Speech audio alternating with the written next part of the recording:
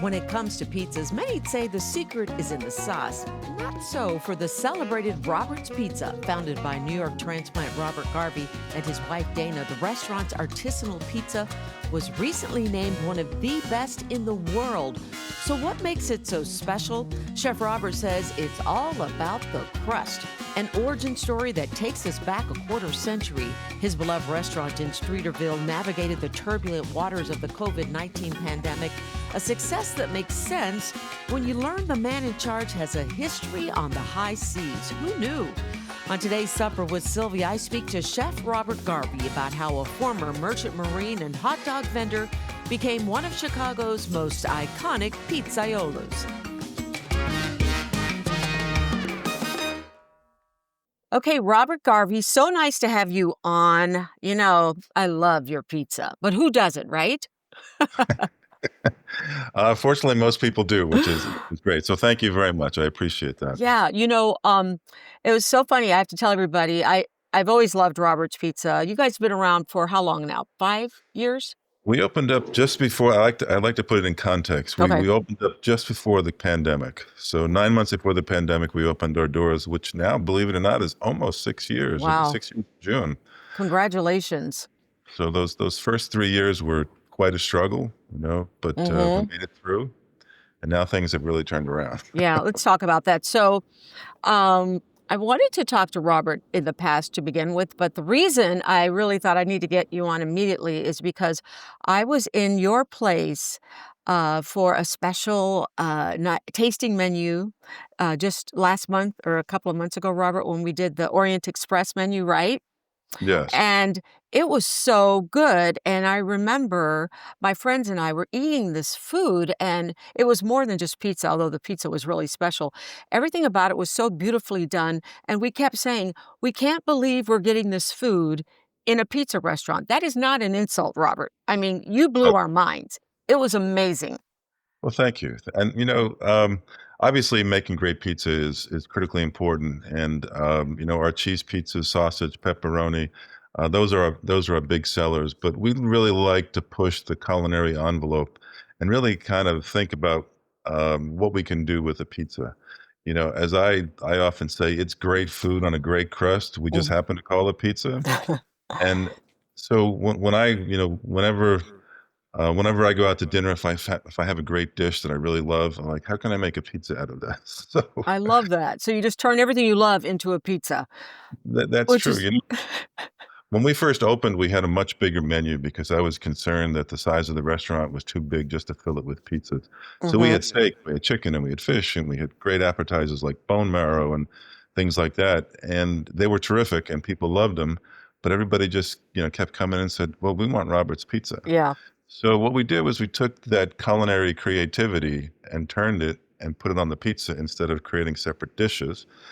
We now kind of focus on making these great pizzas. Yeah, and you do that and so much more.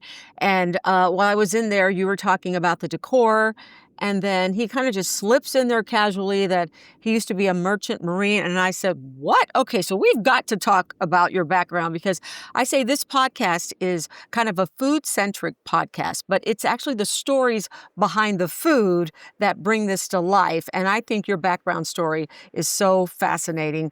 Let's just start with how many years it took you to perfect your pizza, because I understand it really kind of all started in your kitchen, right?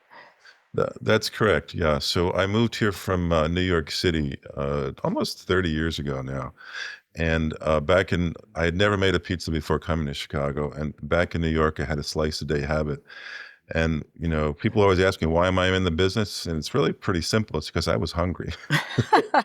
Not that I didn't like Chicago pizza. I think Chicago Hmm. pizza is great, but it wasn't on every corner. I mean, I was used to passing, a good pizzeria every 2 or 3 blocks. So for me, every afternoon, I had a slice. So I figured, well, it can't be that difficult to make pizza. So I made a few pizzas at home, and they were pretty bad. Yeah. I made a few more and they were worse. And then I got obsessed. And it took me 8 years of truly obsessive baking, Uh-huh. hundreds of recipes. I baked off thousands of pies. And then I just went into this long series of improvisations and just improving. And I sort of just continued to test and test and test. and really came up with something I think that is unique to us. Mhm. It really is Robert's Pizza. Yeah, describe it to people who've never had it before. So it's a thin crust pie. It's got a beautiful cornicione on it. The pizza is both crunchy and chewy at the same time. And we cook it so we get a little bit of a black char on it. And the reason why we put the black char on it is it's not burning the pizza. It is actually caramelizing the natural sugars in the flour. And when that happens, you get a different flavor in the crust. So if we put out just a nice brown pizza, it's a good pizza. But if you can do that little bit of black char on it, it really turns it from a good pizza to a great pizza. Okay, and it is the crust to me, a lot of people say the secret is the sauce. I mean, your sauce is delicious, but it's the crust to me that really stands out. Um, how do you describe that crust? So the crust, the crust is it just has this artisan bread flavor Mhm. to it. That has to do with the fermentation. So one of the things I did when I first started making pizza was create a wild yeast sourdough starter. So my pizza is actually truly a Chicago pizza because there's wild yeast in the air, and Mhm. you could capture that wild yeast using flour and water. So 25 years ago in Chicago, I captured some of that Chicago wild yeast, I love that. created a starter just with flour and water over about a 6 to 8 week period is what it takes to do it. But once it blooms, you have this beautiful living starter, and there's the Mm. rub. It's alive, so you have to feed it. So it's not much, just flour and water, but it's every day.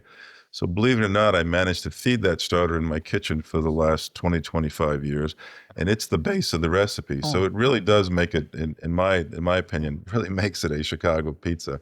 In addition to that, I do a 2-day ferment on all the dough, and that's what gives it that great artisan bread flavor. Mhm. Oh, so good. So let's back up a little bit here because uh, a little bit about your history. As I said, I was surprised to see you were a merchant marine. So I understand you have an engineering degree. Tell me what you did in the merchant marines. That was the thing that shocked me when you told me that. So I went to a merchant marine academy down in Baltimore, and I graduated as a marine engineer. And what that allows you to do is run cargo ships. So I ran freighters, tankers, break bulk ships, etc. So what I would do at sea is I would run the engine rooms. So, we had a crew of about 25 crew members or so running these huge, 600 to 1,000 foot vessels and really sailing all over the world, Wow. both steam and diesel engines. And as I used to describe that job, it's the way I would describe it to people is basically go outside, start your car, open the hood, jump inside the engine compartment, close the hood, and then sit in there for about 8 to 12 hours. Oh, that sounds like fun. That was basically my job. So I was in an engine room where the diesel engines are 30,000 horsepower. Wow. They're 3 stories tall. A piston is 3 foot in diameter. You can actually get inside that. You can actually get inside um, the piston, the cylinders, and they're just amazing pieces of equipment. It's kind of a little bit like Flintstones. I mean, I literally had 3 foot wrenches and a ladder inside the crankcase to climb onto to get up to the connecting rod of the engine. So it was a That lot of fun. It okay, was a lot. that's crazy, but how do you go from that to making pizza? What was the transition there? So when I was always obsessed with food. So not so much that I like to cook, but I really love to eat. And back in the day, I had my own hot dog wagon back in New York City when I was a kid. And I thought, as a kid, I was going to make a killing selling hot dogs. And I went down to Battery Park with my wagon, and soon found out that every corner in New York is controlled, and couldn't sell my hot dogs. So I ended up at CBGB's selling hot dogs in front of CBGB's back in the late '70s. Joey Ramone used to sleep on the hood of my car many nights on Friday and Saturday nights. From the And Ramones. with the yes, yes. And so the reason I bring that up is the I used to bread hot dogs. They would give us a can of onions, which I couldn't stand. So I literally, before I went out, I made my own fresh onions before I went out on the stand, just so that when I was working, I could smell these great onions and really kind of enjoy the hot dogs. So I became known as this this hot dog vendor that had these fresh onions back in the day. So I did that. Was kind of my first sort of foray into food, obviously in the merchant marine, but I always liked to cook. I always took the time to make really simple but high quality dishes, and I think that kind of carries into the restaurant. Mhm, I'm not really looking. I mean, the dinners that we talked about, they're pretty, fancy. mhm. But in general, I like to create simple, very high quality food that can be eaten every day. And so anyway, so I was in the merchant marine, which I did that because I wanted to. It kind of helped me get through the rest of my college career, as I call it. And what was nice about the Merchant Marine is I could work 3, 4 months and then take anywhere from 6 to 8 months off. So I used to work the summers and then go to school in the winter. So I Wow. went to the New School for Social Research, and I have a bachelor's degree in liberal arts, philosophy, and writing. And then after that, I decided that I wanted to write plays and get involved in theater. So I went. Wow. I have an MFA in playwriting from Carnegie Mellon. As one does. This is Of course. crazy. Of course. Why not? Right? So, and while we were there, my wife Dana and I started and ran a multimedia performance space called the Birmingham Loft. And we did everything from dance and music, theater, poetry. Basically, if you were an artist in Pittsburgh back in the early 90s, late 80s, early 90s, and you wanted to be on stage or do a performance, you did it with us. And it was very exciting, just kind of a lot of fun, that all of the energy that we generated, and Mm. just being around all those artists. So And so backing up here, so, college student selling hot dogs, merchant marines, and then you're a playwright, and yes, then somewhere this whole pizza thing begins, right? right. So my wife and I, we came to Chicago to run a family business. Um, it was a hospitality business, actually, down in the British Virgin Islands, and that's the reason we came here. But we would go back and forth from Chicago to the BVI, and that's really when I was kind of missing the New York street corner pizzeria, and that's when I started, trying to develop a slice of pizza that I would love. Mhm. And it really just became, it was just a hobby. It was an obsession, and then, and now of course we have the restaurant. As I always say, whenever I tell this story, is be careful what you focus on. Because I had no intention, really no intention of being in the pizza business. But suddenly we realized we had something special, and so we jumped into this. So and that's incredible because you had no intention, and now you've been voted one of the top 50 pizzas. Is it just in the USA? I think you have a ranking in the world too, though, don't you? Yeah, in fact, there's one right there behind me. So Tell me about that. this is 50 Top Pizza. It's an organization out of Naples, Italy, and they rank pizzas all around the world.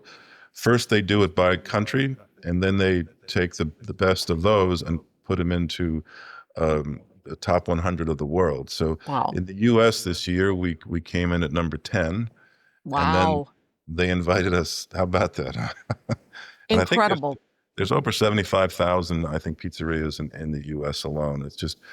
It's really quite an honor. Oh, yeah. And then they invited us.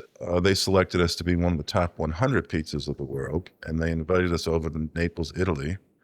And it was just a great event. And we went to in downtown Naples on an opera stage with a string quartet playing. They gave out the awards. It was sort of like the Academy Awards. It really was a lot of fun. Oh my gosh, that sounds incredible. I mean, think about that. In the world and number 10, what is it you think that makes yours stand out, especially in a town where pizza is king? I think there's a lot of I think there's a lot of factors go into it. I mean, I think the pizza is unique. There's no one that's quite doing the pizza like that we are doing. But I think the bigger issue is the amount of care and time that we spend with our food. I mean, all of our food is fresh. We do hours and hours of prep every day. I have an incredible team. In fact, most of the team has been with probably 50, 60% of the team has been with us since we reopened after COVID. Uh-huh. So they've now been there almost, 4 or 5 years. And it's that longevity, the strength of the team. And, my guests are always telling me how they can tell they really like our staff and they can tell that they like working Uh-huh. at Roberts, that it really comes through that our staff is happy and kind of creating a cohesive, friendly, supportive working environment, I think is what really makes us truly stand out in the Chicago market. I mean, there's a lot of great pizzas in Chicago, and I think we have our own little sort of unique corner Mm-hmm. down here in Streeterville. Yeah, and I love that you call it still Chicago style because you captured it with the yeast and everything. So, um, is there a pizza that inspired you from a certain region or did you take a little bit of everything? When I was when back in the days when I was obsessing about it, I really learned to make very many different styles. Like I could do the deep dish, I can do the Detroit pizza, Sicilian pizza, classic New York pizza, and I played with all those recipes. And what those recipes really taught me is why my recipe is different, and also why it does what it does. Mhm. So there were a number of people that I've talked to about pizza and kind of listen to them about what they do, and then I would come home and put their techniques and their ingredients and their process into my recipe. And I would say, "Oh, I would always say that's interesting, but it would really deepen my knowledge of the product that we serve." And it's by doing all those tests and all those other recipes, it really created an environment for us that we can be consistent. So I know exactly what my dough is doing. If there's a problem, I can see it immediately. I know where the mistake was made and I can Wow. correct it, on the fly. But it was like by studying all these different styles, it allows me that kind of really deep knowledge to keep our pizza consistent. And that really, to me, is the key to being successful in the restaurant business is consistency. Mm, so Is true. the that I talk to my staff all the time. The idea is to meet expectations, but also beat them. It's really critical that your restaurant meets what the expectation that your guests coming to the door have about what they're expecting, and then we try to go beyond that. But it's the consistency, it's the team, it's the environment. We have an incredible location. Yeah, you are in a great location, right on that dock there on the water. Nothing beats it in the summertime. And we'll be right back. Hi, foodie friends. I wanted to let you know I was out at Piccolo Sonio restaurant the other night, sitting in that back patio that I love so much with the twinkling lights, and it was the perfect Chicago night. And as I was leaving, I noticed that Tony Priolo, the chef there, he now has his products on display that he sells at Mariano's. So he's been selling the balsamic and the olive oil for a while now, but now he has pasta sauces and he's got his pastas, including the squid ink pasta, which who's ever going to make squid ink pasta at home? Now you can buy Tony's. I made a recipe from Ina Garten that called for squid ink pasta. I used his pasta sauce and shrimp, and I felt like a professional chef. Wanted you to know about this because this is part of the Mariano's We Love Local program, and I'm happy to say Mariano's is now the official sponsor of Supper with Sylvia. Try their We Love Local products. I have to ask you, since you said you love to make a pizza into one of your favorite foods, what's the craziest pizza you've ever made? Uh, well, that's actually a good question. Oh, so here's a great story. Okay. Years ago, when I first started making pizzas, my nieces were young. They were probably between 6 and 12 years old, and we were up on a family vacation up in Vermont. And they call me Bob or Uncle Bob. And they say, "Hey, Uncle Bob, can we?" I said to them, "We can make any pizza you want." I said, "Any pizza you want?" They said, "Yes." I said, "Any pizza you want, we can make it." And they all screamed, "Let's make an ice cream pizza." And I was like, "Okay, all right. Let me think about this." So I took the girls to the ice cream store, and I took the girls to the ice cream store and got all the candy. and they got candy and ice cream, and then we came back and we made the crust, and we piled on the ice cream, and we piled on the candy, and we piled on the whipped cream, and the pizza slice was probably about this thick.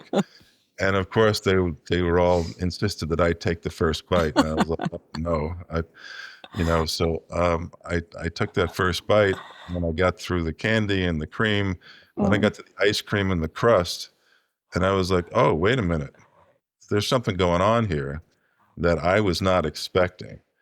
And what happened was that the vanilla ice cream caramelized on the crust, Oh, turned the crust into an ice cream cone like a cracker, wow. and it's absolutely delicious. I love The that. caramelized vanilla on that crust. I was like, "Oh my God, girls, this is amazing."